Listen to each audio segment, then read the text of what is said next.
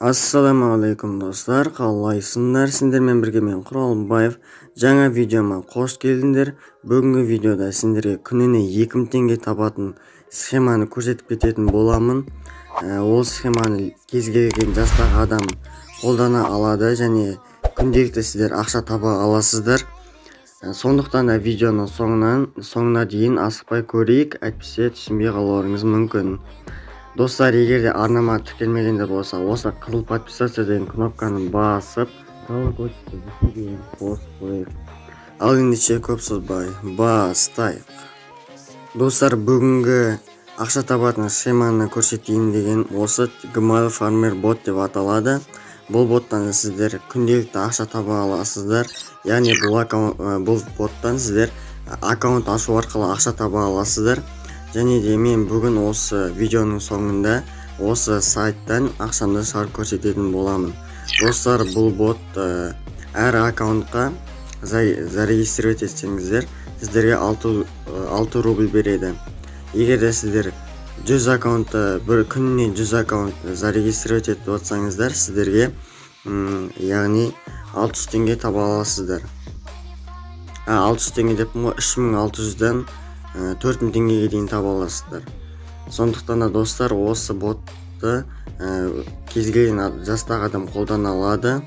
Енді бұдан қалай ақша табу керек екенін көрсетейін. Мына жақта зарегистрировать новый аккаунт деген тұр. Соны басамыз да бізге бір аккаунт дайындап қояды. Осы аккаунтты емейлді осы аккаунтпен тіркейміз. Осы аккаунтты зарегистрировать еткеніміз үшін бізге 6 рубль береді. 6 рубль примерно бір 30-40 теңге. Тура осы тұрған даныларды учетный записке, яғни Google-ға кіріп, новый аккаунтты регистрация жасаймыз. Сосын бұны тексеріске жібереміз. Қазір сіздерге Google учетный записке кіріп регистрация жасайын. Мінекей достар, біз Google-ға кірдік, яғни учетный записке кіреміз. Сосын создать аккаунт деген кнопканы басамыз, сосын для себя деп басамыз. Мына имя, фамилия деген жерге тура бағанағы даныларды теретін боламыз. Имяға Мария деп тереміз. Мария. Фамилияға Ушкова. Тура сіздерге қандай аккаунттың даныларын береді, тура сондай қылып қатесіз жазуларыңыз керек. Ал мысалы мына ден, месяц, год, айы, жылы, күні, яғни пол, соның бәрін өздеріңіз қоятын боласыздар. Бұл жерде ол даныларды бермейтін болады. Оны өз бетіңізше қойса берсеңіз болады. Мысалы, любой ай мен жылды қоя салайын. 1997. Мысалы, аты Мария, яғни оның жынысы женский болып табылады. Келесі далені басамыз. Создать собственный адрес Gmail деген кнопканы басамыз. Бағанағы мынаны теретін боламыз. Тура email деп тұрған осы жерде. Email деген жерге тура осы Gmail'дің адресін жазамыз. Не деп тұрмында? Мария деп тұр.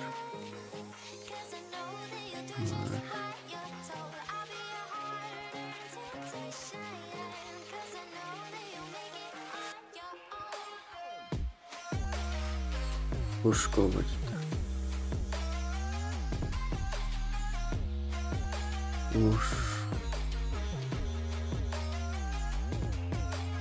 Ушкова. Сосын жазып болған соң дали деген кнопканы басамыз. Парольға өзіне пароль мына беріліп тұрады. Тура осы парольді жазатын боламыз. IVS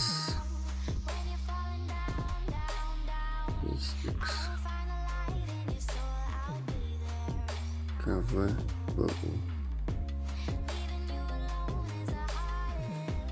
Дали деген кнопканы басамыз, парольді жазып болған соң. Мына телефон номерімізді жазамыз, сосын дали деген кнопканы басамыз да модерацияға жіберетін боламыз. Менде қазір телефон номерді жазғым келіп тұрған жоқ. Сондықтан сіздер өздеріңіз телефон номеріңізді жазасыздар да аккаунтта дали дейсіздер да аккаунтты аяқтап регистрацияға жібересіздер. Достар, осы аккаунтты бағанағы до конца ашып болған соң готово деген кнопканы басамыз. Сол кезде сіздерге былай дейді, аккаунтқа осы парольді қойдыңыз ба дейді. Сосын мен осы парольдің дұрыстығын растаймын деген мына кілттің суретін басамыз бірінші. Сосын осы жерге телефон номерімізді тіркедік па резервный аккаунтқа. Если тіркелген болсаңыздар, удалить телефон деген кнопканы басамыз. Ал егер ол жаққа телефон номерімізді тіркемесек, я подтверждаю деп бірінші кнопканы басамыз. Резервный почта жазбасақ, ол жерге я подтверждаю деп біріншісін басамыз. Сосын аккаунт принят в обработку дейді. 6 рубліміз 7 күннен кейін келіп түсетін болады. Біз яғни осы аккаунтты модерацияға жібердік, тексеріске. Егерде тура олардың қалауындай сондай аккаунт ашатын болсақ, яғни дұрыс болатын болса, ол аккаунт сіздерге 6 рубль баланстарыңызға түседі. Мына жерде my аккаунты деген жерге кірсек, өзіміздің тапқан аккаунттарымыз көрсетіліп тұрады, яғни ашқан аккаунттарымыз. Мен яқта бір-ақ аккаунт ашқан болатынмын. Ол маған 7 күннен кейін балансым 6 рубль болып келіп түсті. Мен бір-ақ аккаунт аштым осы аккаунтты. Яғни статус принят деп тұр, ал қалғанда регистрация админа деп тұр. Оларды қолданбадым.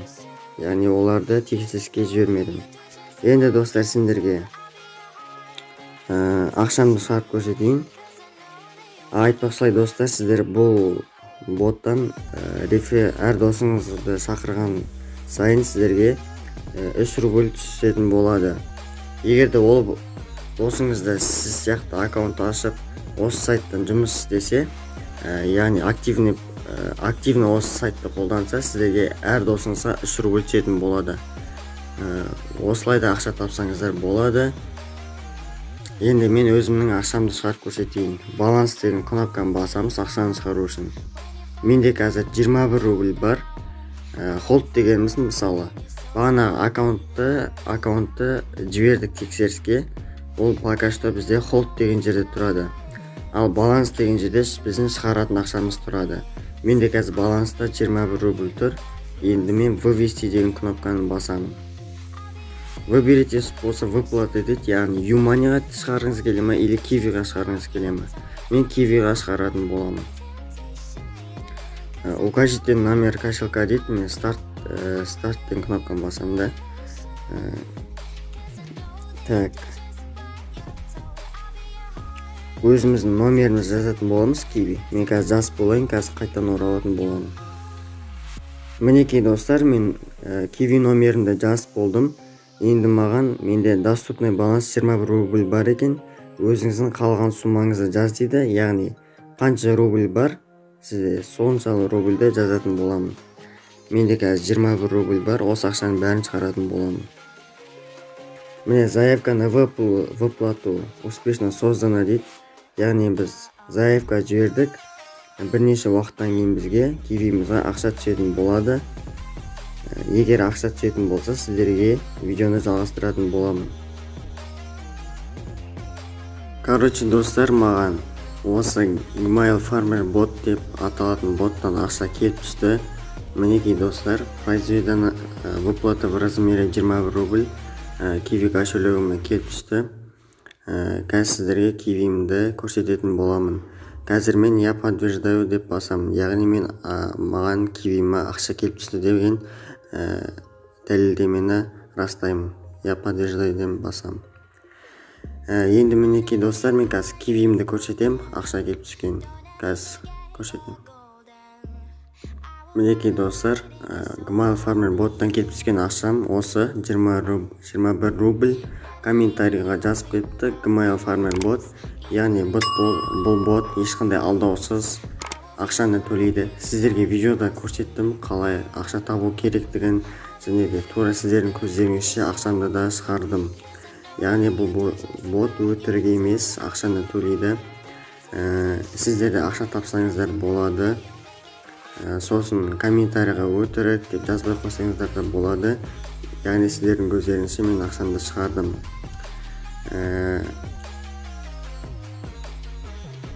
Сіздермен бірге мен видеода болған мен Құралбаев. Видеоны аяғына дейін көргендеріңізге рахмет. Аман сау болыңыздар.